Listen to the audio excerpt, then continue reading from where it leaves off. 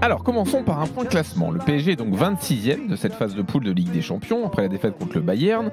Une victoire, un nul, 3 défaites, ça fait 4 points pour Paris à 3 matchs de la fin. À l'heure où on se parle, la 24e place est à 1 point seulement du PSG.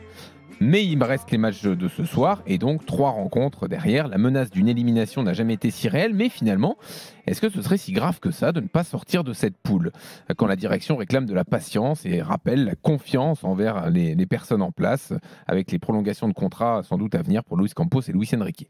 32-16 pour débattre. Jérôme, est-ce que c'est si grave ? Sur le moment, oui, ça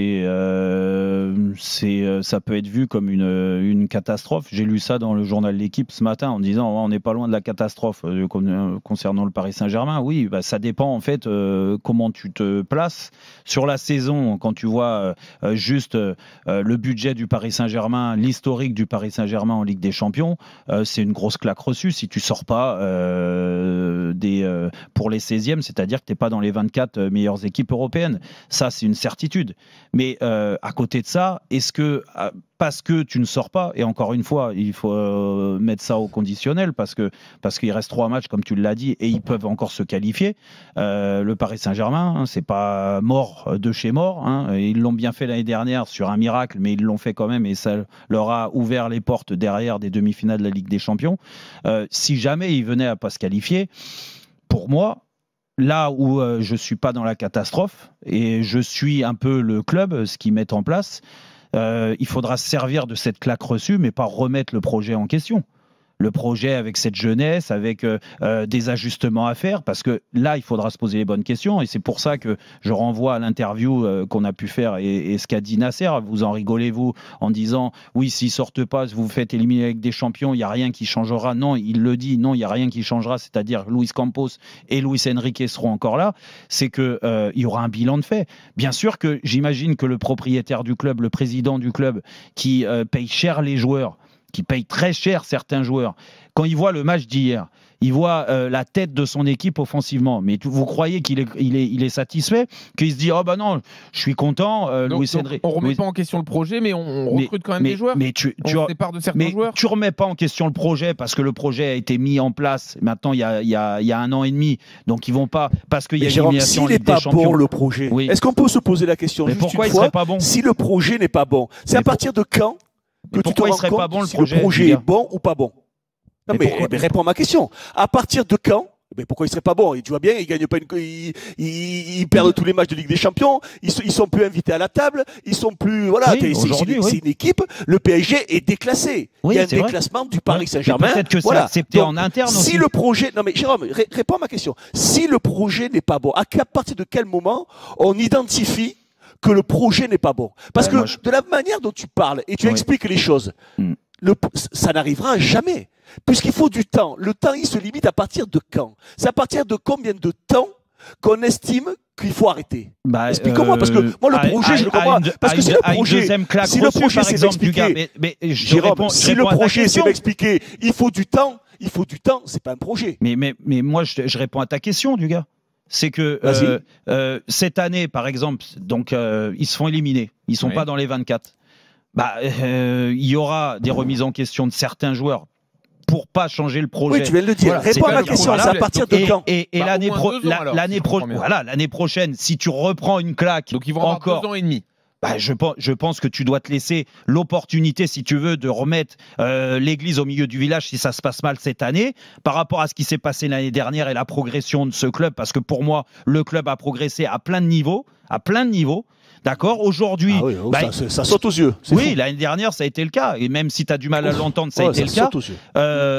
Ça a été le cas parce que dans l'identification, dans le fait d'être les supporters fiers de voir cette équipe, je pense que la plupart l'année dernière étaient contents de voir cette équipe sur le terrain plutôt que des joueurs qui étaient des mercenaires et qui se foutaient de la gueule du monde. Donc ça, c'est la réalité. Après, à côté de ça, en effet, on est tellement habitué à voir le PSG qualifié d'office en 8e de finale. C'est le cas depuis 11 ans, depuis l'arrivée des Qataris. Ils sont jamais passés à côté. Que en effet, peut-être que tu vas tomber cette année sur le premier accro. On est habitué à voir habitué. Et c'est le cas, du gars. C'est le cas. Mais c'est le cas. On est habitué. On parle de football de haut niveau. On parle de Ligue des Champions. Et tu me dis, on est tellement habitué à voir le PSG se qualifier en Ligue des Champions. Mais mec, ils ont 800 millions d'euros de budget. Heureusement qu'ils se qualifient. Mais tu te rends compte ce que tu es en train d'expliquer? On parle de quoi là, Jérôme? On parle de Liverpool, du Bayern, j'ai l'impression que tu parles avec ton portefeuille. C'est pas ton portefeuille, 800 millions. Non mais tu viens de faire ton truc. D'accord. Mais Jérôme, tu me parles de quoi? C'est-à-dire qu'il faudrait presque faire une statue. Parce que chaque fois, ils se qualifient. Mais bravo! Bravo, c'est génial, c'est fantastique. Maintenant, les supporters sont contents parce qu'ils arrivent à s'identifier et on a réussi à faire partir les mecs qui étaient au PSG seulement pour l'argent. Oh, mais bravo, quel beau projet. Le PSG est devenu un excellent projet. C'est-à-dire que c'est pas possible qu'il y ait...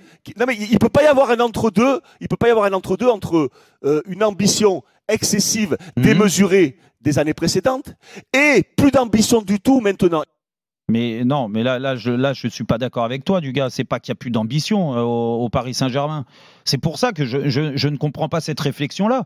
Il y a encore de l'ambition au PSG. Le problème, c'est qu'ils vont être mesurés si jamais il y a un échec. Et là, la Ligue des Champions, ça sera un véritable échec, on est d'accord. Mais il faudra se servir de cet échec pour améliorer l'équipe. C'est-à-dire soit sur le mercato d'hiver, soit sur le mercato d'été. Et remettre passer 3 ans comme ça à avoir des inventions, à avoir un entraîneur qui ne fait pas progresser ses joueurs. Mais parce que tu peux m'expliquer ce que tu veux, Jérôme. C'est pas vrai. Mais si, c'est faux. Non, il y a des joueurs qui ont progressé. Mais quel joueur a progressé? Quel joueur a progressé? La preuve, sur l'année dernière, Vitinha, Barcola, déjà, c'est non, maintenant, quel joueur? Là, maintenant, là, aujourd'hui, le 27 novembre, quel joueur a progressé? Je te répète. Quel joueur est devenu un meilleur joueur? Quel joueur? Vitinha, Barcola. Ça, c'est sûr. Arrête, Vitinha, il est en train de stagner. Vitinha, il a fait 3 mois, 4 mois très bien l'année dernière. Il n'avance plus. Mais non, mais en fait, les gars, si vous... Vas-y, Pascal. Vas-y, Pascal. Non, mais Jérôme, tout simplement, demande aux supporters s'ils sont contents, si c'est pas une honte. Une honte de quoi? Mais une honte, oui, c'est vrai. Il va finir dans les 24. Mais oui, mais bon, pour l'instant, on n'y est pas encore. Non, mais le débat, c'est est-ce que ce serait une catastrophe si on n'y était pas? C'est pas une catastrophe, c'est une honte, les gars. C'est une honte, mais reconnaissez les choses. Mais on est d'accord. Mais on peut mettre, t'as raison, catastrophe, honteux, ou ce que vous voulez, ou échec monumental, il n'y a pas de souci. Et moi, je serais premier à le dire s'ils sortent pas, parce qu'en effet, tu dois...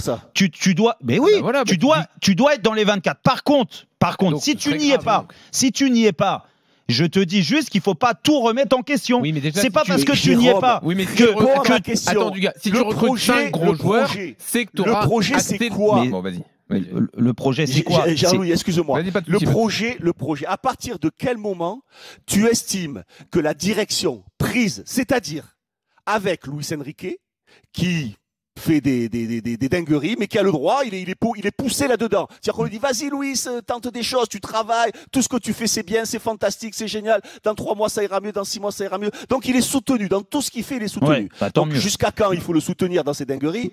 Et jusqu'à quand le projet des jeunes comme ça va continuer, avec des jeunes qui sensiblement n'ont pas... Qui seront moins jeunes l'année prochaine. Donc, d'accord, donc ils seront moins jeunes l'année prochaine. Donc encore l'année prochaine. Et jusqu'à quand? Ce que dit Jérôme, c'est que s'il y a un deuxième échec, au moins ils vont acter un échec du truc jeune. Exactement. Ils vont recruter plus de joueurs quand même. Peut-être qu'ils vont même l'acter tout de suite. C'est-à-dire que c'est pas parce que tu veux faire pousser des jeunes, les faire progresser. Donc c'est plus le même projet. Non, mais c'est attends, plus le même projet. Du gars, mais Jérôme, si tu prends des stars, rappelle-toi Luis Enrique, il nous a expliqué qu'il ne pourrait pas entraîner Messi, Mbappé. Luis Enrique ne veut pas des stars. Luis Enrique veut des joueurs malléables et qui pensent qu'ils sont capables de comprendre ce qu'il a dans la tête. Luis Enrique ne veut pas d'avant-centre. Luis Enrique ne veut pas tout un tas de choses. Donc le projet ne peut pas changer. Tu me dis, ils vont adapter le projet. Ils vont pas l'adapter. Luis Enrique, j'ai encore vu, je crois que c'était la semaine dernière ou il y a 2 semaines, si vous trouvez un avant-centre qui peut jouer dans mon équipe, montrez-le-moi. Montrez-le-moi. Il est persuadé qu'il n'y a aucun avant-centre. Mais oui, il n'y a aucun avant-centre qui peut jouer dans son équipe. Le problème, qui est apte à jouer dans son équipe. Non, mais le problème, il est aussi de se servir d'un éventuel échec comme ça, ou une honte, comme vous le dites, et de dire, bon bah ok, alors cet échec, c'est la faute d'un tel, ou de Luis Enrique qui a mis ce projet-là et qui n'y arrive pas. Donc pour moi, les torts, c'est pas un échec pour eux. Ils t'expliquent que c'est pas un échec puisqu'ils ont été meilleurs que les autres. C'est pas un échec, Jérôme. Ils t'expliquent que chaque fois ils ont été meilleurs. Bon. Je te dis juste que ma vision, et si je le dis comme ça, encore une fois, je ne suis pas porte-parole du PSG, je parle avec beaucoup de gens au Paris Saint-Germain, il n'y a pas de souci. Et je l'assume, d'accord? Mais je ne suis pas le porte-parole. Donc moi, je crois à ce projet-là, parce qu'en effet, quand tu as un projet misé sur des jeunes qui manquent d'expérience, ils doivent faire mieux. Je suis le premier à le dire sur le match d'hier, sur le match d'Arsenal. Ils doivent... Tu peux pas accepter que ces joueurs-là donnent aussi peu en termes de niveau technique, de talent et tout ça, alors qu'ils ont été recrutés très cher pour certains. Alors oui, c'est sûr qu'à 20 ans, tu n'es pas le même quand certains auront 23 ou 24 ans. On est d'accord. Mais tu dois progresser. Donc là-dessus, il y a un véritable échec déjà chez certains. Mais la remise en question, elle peut arriver. Tu penses que Dembélé, il va progresser? Tu penses que Dembélé, il sera un jour un joueur différent? Mais là, j'en ai parlé avec Jean-Louis. Et il est toujours titulaire. Donc Dembélé, ce genre de profil, Dembélé. Non mais regarde Pascal, comme du gars. Ce genre, non mais attends, laisse-moi finir sur Dembélé. Sur Dembélé, par exemple. Dembélé, il a été mis dans ce projet-là pour essayer de faire grandir aussi les jeunes. Lui, c'est plus un jeune Dembélé. D'accord. Ils essayent tous. Non, mais Luis Enrique ils essayent tous. Ils lui ont fait confiance avec un statut particulier. Peut-être que oui, avec un échec comme ça, ils vont se rendre compte que ça a été une erreur de donner autant les clés du camion à Dembélé ou à d'autres joueurs. Par contre, regarde Barcola. Barcola, moi je veux bien qu'on tombe sur tout le monde, mais Barcola l'année dernière, la progression, elle a été fulgurante, elle a été impressionnante. Il est devenu quasiment titulaire en équipe de France. Il faut reconnaître aussi que depuis 4 mois... Non, mais il faut reconnaître du gars depuis 4 mois... T'es comme Luis Enrique, c'est-à-dire que chaque échec te rapproche de la solution et te permet d'apprendre. Donc tu apprends de chaque échec. Et bien continue d'apprendre. Moi, je pense qu'il faut être patient. Si le projet te convient, le projet me convient. Jérôme, écoute, non, mais pas du tout. Mais moi, je suis pas en train d'essayer de te donner... Mais bien sûr que si tu es supporter du PSG. Mais non, donc c'est ton club de cœur. Moi, ce projet d'un club qui te tient à cœur, que tu as dans le sang, te convient. Qu'est-ce que moi j'ai à dire qui ne suis pas supporter du PSG? Mais je vais dire, écoute, si ça te convient, si tu te régales, tant mieux pour toi.